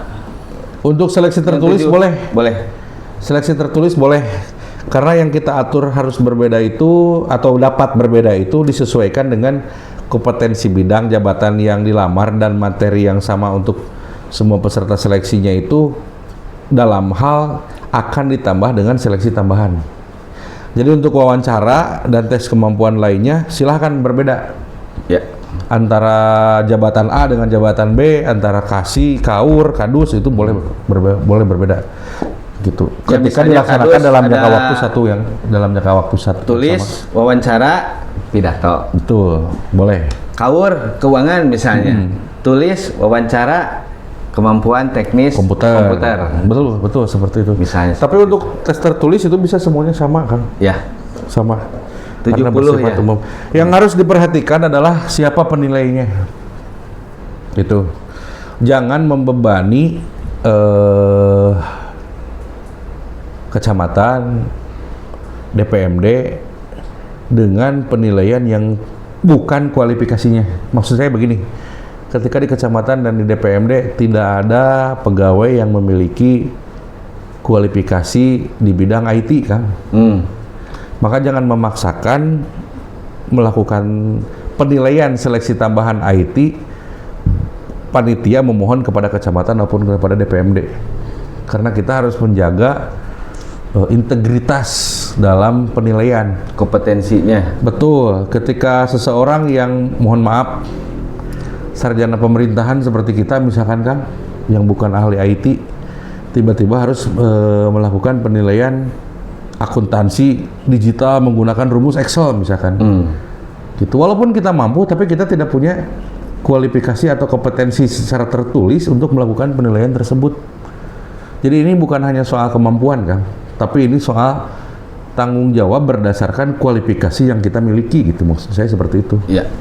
Jadi mohon dengan sangat kepada rekan-rekan dari desa, baik kepala desa maupun perangkat, apabila mau melaksanakan seleksi tambahan di luar seleksi tertulis, silahkan diperkirakan dan ditentukan tim penilainya itu harus yang berkompeten di bidangnya gitu kan. Jangan semuanya dibebankan kepada kecamatan ataupun kepada DPMD. Nah, ada pertanyaan. Ada satu hal ya, misalnya di desa itu ada kekosongan kasih pelayanan. Kaspel gitu ya. Nah, ini kan berhubungan dengan keagamaan. Nah, di dalam seleksi itu sesuai dengan kewenangan kepala desa memasukkan mengaji, Pak. Boleh, silahkan. Di dalam bagian betul. Tes kompetensi lainnya. Ini saya ulangi lagi ya. Dalam hal akan ditambah seleksi tambahan, maka wawancara memiliki nilai 10 dan tes kemampuan lainnya memiliki nilai 20 sesuai dengan kompetensi bidang jabatan yang dilamar. Kecenderungan beberapa desa itu berbeda kondisinya dan negara mengakui dan menghormati itu, Kang. Beberapa wilayah kita yang sangat religius gitu menuntut kepada perangkat desa khususnya kasih pelayanan ataupun kasih kesejahteraan, masyarakat secara langsung maupun tidak tertulis menuntut agar memiliki kemampuan yang lebih di bidang religius atau keagamaan seperti mengaji, mampu memulasarahkan jenazah misalkan, atau bahkan mohon maaf ini rekan-rekan kami perangkat desa di daerah barat ini Cihurbuti, Panumbangan ini luar biasa sekali mampu menjadi pihak mengantar rombongan pengantin kan, gitu, bisa menerjemahkan atau bisa menyelesaikan berbagai permasalahan keagamaan seperti waris seperti itu, tentu saja sesuai dengan latar belakang pendidikannya ataupun yang bersangkutan sebelum jadi perangkat pernah mondok misalkan. Nah ini boleh, silahkan. Yang penting bidang jabatan yang dilamar itu disesuaikan dengan tes kemampuan lainnya yang diharapkan oleh kepala desa, karena nanti output kerjanya berkaitan dengan itu seperti yang tadi saya ceritakan. Boleh, silahkan. Yang penting penilainya sekali lagi harus yang berkompeten di bidang itu.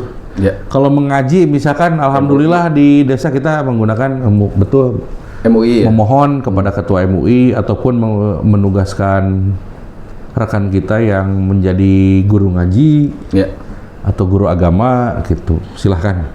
Jangan semuanya dibebankan kepada kecamatan dan DPMD. Kalau di DPMD-nya misalkan ada ustadz, gimana Pak? Di kecamatan ada ustadz, gimana Pak? Tapi lihat dulu, kalau yang bersangkutan statusnya PNS biasa dan tidak memiliki kualifikasi kompetensi tertulis, sebaiknya jangan kan? Sebaiknya lokal, masyarakat di setempat, pemberdayaan juga, yang betul-betul masyarakat itu sudah tahu, peserta itu sudah tahu bahwa yang bersangkutan memang ketua MUI, gitu. Jadi mampu melakukan penilaian terhadap tes mengaji misalkan. Nah, Akang di kecamatan ataupun saya misalkan ketika masih di DPMD, saya bisa ngaji, Akang juga misalkan. Tetapi karena kita bukan spesialisasinya, kita tidak memiliki kompetensi tertulis untuk melakukan penilaian, sebaiknya jangan. Sekali lagi ini untuk menjaga integritas pelaksanaan seleksi agar tidak dipermasalahkan nanti keabsahan hasil seleksinya kan, tidak menjadi permasalahan. Memang ini tidak ada di Perda dan Perbub, ini hanya saran dan masukan dari kita untuk perubahan kedepannya agar lebih baik. Oke, kita lanjut. Gimana kalau hasil seleksi itu baik tertulis saja ataupun tertulis dengan kemampuan tambahan, tes kemampuan tambahan, itu nilainya sama? Ya, hasil akhirnya sama. Betul, gitu. Maka dilakukan seleksi tambahan nanti terhadap perangkat desa dengan nilai yang sama saja ya. Ini mohon maaf nih di garis bawah. Secara kumulatif sama. Secara kumulatif sama, misalkan ada 2 orang atau 3 orang. Terhadap itu saja Kang, misalkan dari 10 orang ada 2 orang atau 3 orang yang memiliki nilai kumulatif sama nih. jangan semuanya dilakukan seleksi tambahan, tapi yang bersangkutan saja yang nilainya sama saja. Misalnya dua atau sama. 3 orang lah, Iya. atau 3 orang misalkan. Silahkan dipanggil lagi, diberikan soal seleksi tambahan tertulis sebanyak 10 dan diberikan waktu, mangga waktuna teu langkung atau terserah panitia waktunya ditentukan, misalkan apakah 10 menit, 20 menit silahkan. Pada hari itu juga silahkan. Gitu. Wah, ya draw ya. Kasih lagi 10 soal. Gitu. Dan penilaiannya pun kami sarankan untuk melakukan penilaian tertulis itu di hadapan peserta. Gitu. Jadi penilaian dilakukan di hadapan peserta. Ini untuk sekali lagi untuk menjaga integritas, Kang. Untuk menjaga integritas supaya hasil seleksinya itu keabsahannya kuat dan dapat dipertanggungjawabkan. Terhadap nilai-nilai yang sama ini 10 soal, bagaimana caranya sampai ditemukan 1 orang dengan nilai tertinggi. Sudah dikasih 10 soal, draw lagi, Kang, semuanya 5 misalkan nilainya, kasih lagi 10.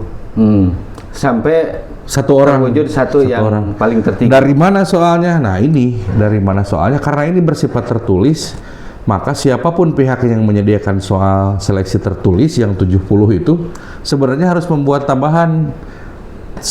membuat soal cadangan untuk seleksi tambahan bagi yang nilainya sama. Ya, 10 harus soal. Dipersiapkan 10 soal dengan kunci jawabannya. Tentu saja dengan SOP yang sama. Jangan dibuka ketika tidak digunakan. Jadi dibukanya itu ketika akan digunakan, baik soal maupun jawaban, seperti itu. Betul. Nah, ketika seleksi sudah berakhir dan sudah diketahui 1 orang dengan nilai tertinggi, maka tim membuat berita acara dan melaporkan kepada kepala desa paling lambat 1 hari setelah pelaksanaan seleksi, Kang. Ya. Ini apapun yang terjadi, laporkan 1 hari. Itu di Jadi sini. yang dilaporkan itu kondisi Hasil. potret ya. Betul. Semuanya dengan nilai semuanya. Ya.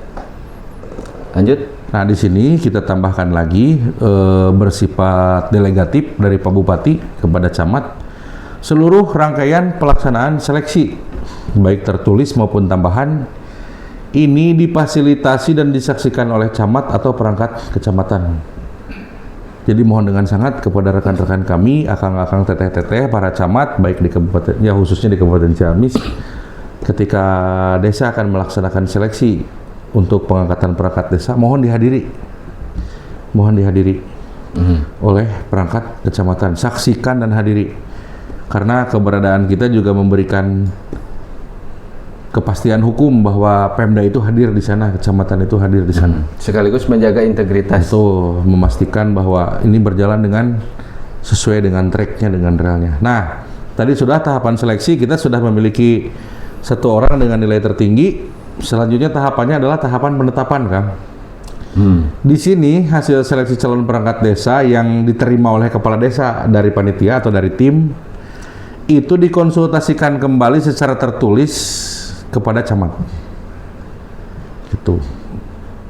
Paling lama 3 hari setelah diterimanya laporan dari tim atau panitia. Misalkan tim atau panitia melakukan seleksi hari Senin, hari Selasanya laporan ke kepala desa. Maka paling lama hari Rabu, Kamis, Jumat, hari Jumat itu paling lama harus kepala desa itu harus menyampaikan konsultasi tertulis sekaligus permohonan rekomendasi kepada camat. Di sini camat memberikan rekomendasi tertulis kepada kepala desa selambat-lambatnya 5 hari sejak diterimanya permohonan. Paling lama 5 hari. Selambat-lambatnya. Ya. Jadi 2 hari boleh, 3 hari boleh. Gitu. Nah, ini rekomendasinya itu dapat berisi persetujuan ataupun penolakan. Tentu saja Pak Camat dalam melakukan atau melakukan pemberian rekomendasi ini menugaskan tim untuk meneliti, Kang, untuk meneliti. Dan apabila memang hadir pada saat pelaksanaan seleksi, baik itu Pak Camat maupun perangkat kecamatan, tentu saja sudah bisa memastikan tahapan dilaksanakan dan tinggal memeriksa kelengkapan administrasi pada surat permohonan konsultasi tertulis yang dilampirkan oleh kepala desa. Itu. Setelah camat menyampaikan persetujuan kepada kepala desa yang 5 hari tadi, maka kepala desa menerbitkan keputusan kepala desa tentang pengangkatan, perangkat desa paling lambat 15 hari setelah diterimanya rekomendasi camat. Nah, di sini untuk Kabupaten Ciamis di sini ada klausul tambahan. Jadi ketika kepala desa sudah menerima laporan dari tim ataupun panitia dan menyampaikan rekomendasi dan rekomendasi sudah turun, ini mohon maaf dari harus camat dari camat. Sebelum waktu 15 hari tentu saja harus melakukan ketentuan terbaru yang berasal dari Undang-Undang Nomor 3 Tahun 2024 dan PP 16 Tahun 2026, yaitu kepala desa menyampaikan permohonan persetujuan pengangkatan perangkat desa kepada bupati, melampirkan rekomendasi camat dan seluruh dokumentasi tahapan, Kang, dokumentasi administrasi tahapan yang dilaksanakan mulai dari pendaftaran, penelitian, rekom camat yang pertama, seleksi, dan rekom camat yang kedua. Berarti tebal ya? Tebal, harus tebal, karena nanti tim kabupaten, kami yang berada di kabupaten dengan DPMD, dengan rekan-rekan di DPMD akan melakukan penelitian dulu sebelum melaporkan kepada bupati bahwa ini layak diberikan persetujuan, atau Pak ini jangan disetujui karena kurang lengkap atau ada masalah dalam prosesnya. Pertanyaan, kalau misalnya yang dilampirkan rekom camat sama laporan kepala desa hasil tertinggi, tidak dari awal pemberkasan, itu bagaimana? Boleh sih, boleh, silahkan, tapi camat harus menjamin. Camat harus menjamin bahwa sebelum camat memberikan rekomendasi sudah diperiksa oleh tim kecamatan bahwa ini sudah lengkap, tahapan dilaksanakan seluruhnya sesuai dengan ketentuan peraturan perundang-undangan. Silahkan jelaskan secara tertulis dalam permohonan tersebut. Nah, di sini kita kembali ke PP yang baru, Kang, mohon izin kita kembali lagi ke PP. Di PP 16 tahun 2022 di sini ada tambahan tahapan.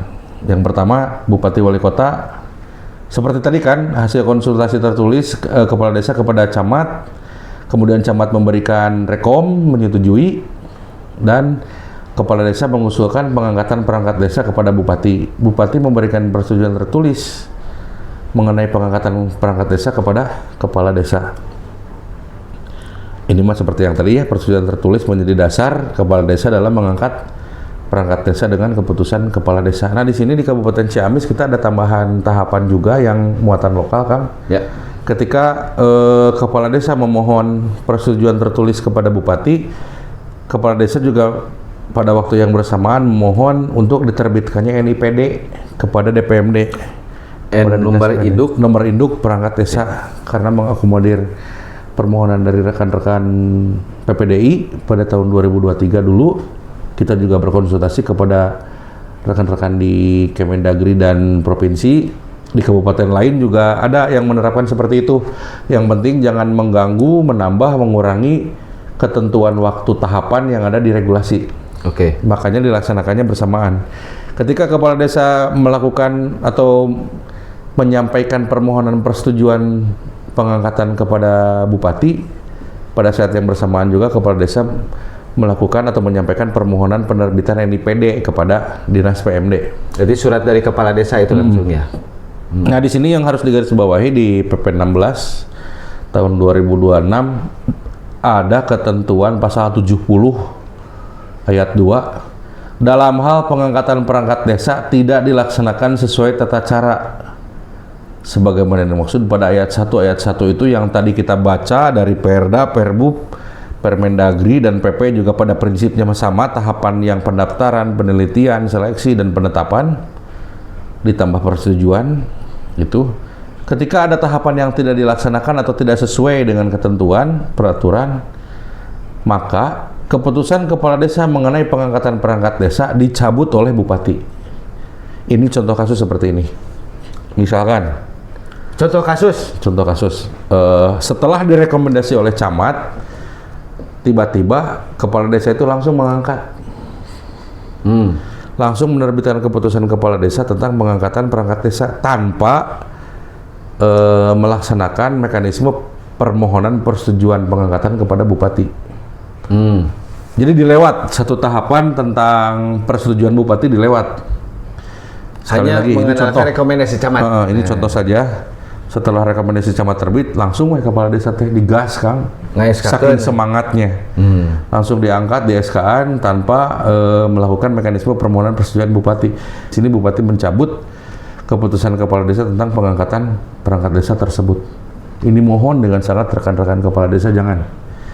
Jadi harus menempuh permohonan surat persetujuan bupati dan tentu saja ketika kepala desa tidak melaksanakan sesuai ketentuan, di huruf B-nya diberikan sanksi sesuai dengan ketentuan perundang-undangan. Ini juga berlaku pada tahapan pemberhentian, Kang. Bagaimana dengan pemberhentian?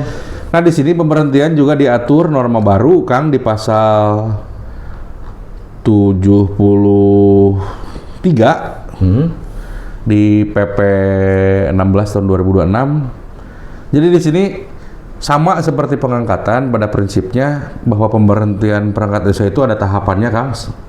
Dan ketika nanti sudah ada rekomendasi dari camat, dilanjutkan dengan permohonan persetujuan kepada bupati untuk pemberhentian perangkatnya.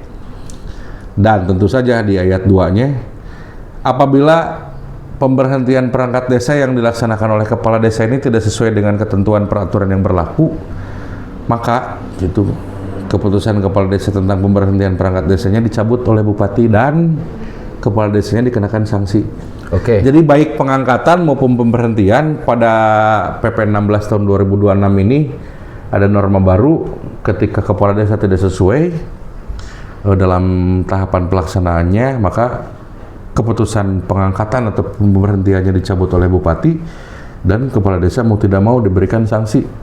Makanya sekali lagi mohon maaf, ini rekan-rekan kepala desa, perangkat desa dan unsur organisasi baik PPDI maupun APDESI, mari kita sama-sama implementasikan peraturan ini dengan baik. Oke. Dengan baik dan khususnya kepada para camat, Akang yang mewakili, tolong kita saling mengingatkan. Kalau boleh ini menyarankan kepada Akang Teteh para camat, luangkan waktu di kecamatan, silahkan berembuk dengan para kepala desa untuk membaca bersama-sama ketentuan regulasi, khususnya regulasi yang baru ini PP 16 tahun 2026, karena pada prinsipnya yang mengimplementasikan secara langsung itu adalah kepala desa, perangkat desa dan camat. Ya. Ini hanya masuk saran dan masukan saja. Nah, setelah persetujuan bupati diterima oleh kepala desa, kemudian kepala desa juga menerima NIPD-nya, Kang, dari DPMD. Kepala desa maka menerbitkan surat keputusan kepala desa tentang pengangkatan perangkat desa, dan ini masih bagian tahapan penetapan. Setelah kepala desa menerima persetujuan tertulis dari bupati tentang pengangkatan perangkat desa, juga menerima NIPD, Kang, dari DPMD, ini khusus untuk Ciamis, maka kepala desa selama 15 hari menetapkan dengan menerbitkan keputusan kepala desa tentang pengangkatan perangkat desa. Setelah itu 15 hari juga paling lambat calon perangkat desa itu diambil sumpah dan dilantik oleh kepala desa. Nah, di sini kita juga di Perda dan Perbub sumpah janji untuk perangkat desanya kita bantu, Kang. Ya, Kita cantumkan, difasilitasi juga. Kemudian susunan acaranya seperti pembukaan, pembacaan surat keputusan, pengambilan sumpah, kata pelantikan, sambutan kepala desa, unsur kecamatan yang hadir pada saat pelantikan, ya saya sarankan para camat lah yang hadir sebagai bagian dari pembinaan. Kemudian pembacaan doa dan penutup.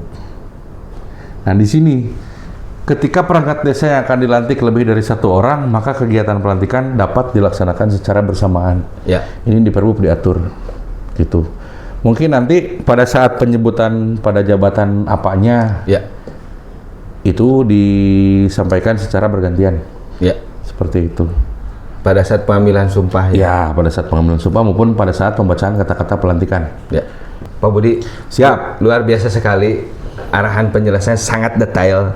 Nanti bisa, kalau kurang ini bisa dikurangi ya kecepatannya. Ya, saking semangatnya. Saking semangatnya. Dan untuk penjelasan tentang pemberhentian kita akan share di tayangan video-video berikutnya. Terima kasih sahabat desa. Terima kasih sekali lagi Pak Ya, Budi selaku narasumber. Mohon maaf, ini hanya sharing, kita hanya membahas regulasi. Ya. Saya dari tadi membaca sengaja membuka laptop Kang, jadi bukan asumsi, bukan kira-kira atau pendapat pribadi. Jadi kita hanya sharing berdasarkan regulasi yang berlaku. Mohon maaf apabila ada perkataan yang kurang berkenan. Nanti kita bahas lagi tema-tema selanjutnya di channel Kang Hilmi ini. Hatur nuhun. Sama-sama. Ya, sahabat desa, untuk terkait mekanisme atau penjelasan pemberdayaan perangkat desa kita akan bahas di video-video berikutnya. Terima kasih sudah menonton. Assalamualaikum warahmatullahi wabarakatuh. Waalaikumsalam warahmatullahi wabarakatuh.